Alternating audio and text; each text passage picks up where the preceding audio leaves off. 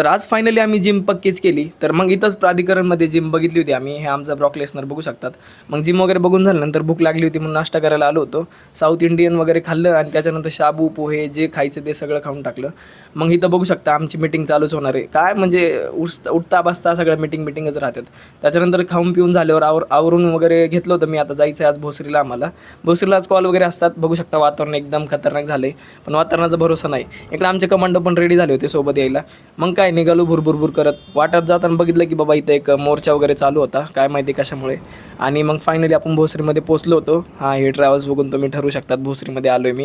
तर मग आमचे कॉल चालू झाले. पहिला कॉल, दुसरा कॉल, हे एक कॉल करत भाई बघू शकता एमआरची एवढी गर्दी भाई. मला तर लई कंटाळा आला होता म्हणून मी पुढच्या कॉलला चाललो आपल्या अकॉर्डला. मग इथं आलो होतो. खतरनाक कॉल वगैरे झाले होते आणि दुसरीकडे अजून एक कॉल करायचा होता म्हणून आलो होतो. बघू शकता एमआर लोकांची गर्दी. पेशंट कमी नाही, एमआर लोक एवढे झालेत.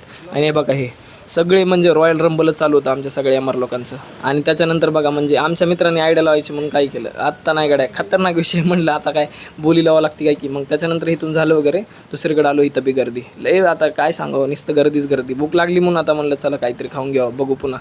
मग काय भेळ पाणीपुरी आणि हे भयाने आपल्या पुरी भाजी खाल्ली. कॉल वगैरे एक नंबर झाले. त्याच्यानंतर पेट्रोल वगैरे ओतलं गाडीमध्ये. फायनली आपण रिकामं झालेलो आहे. रूमवर आलो. लय कंटाळा आलाय. पडलं आडो तेवढं. तोपर्यंत तुम्ही लाईक फॉलो करून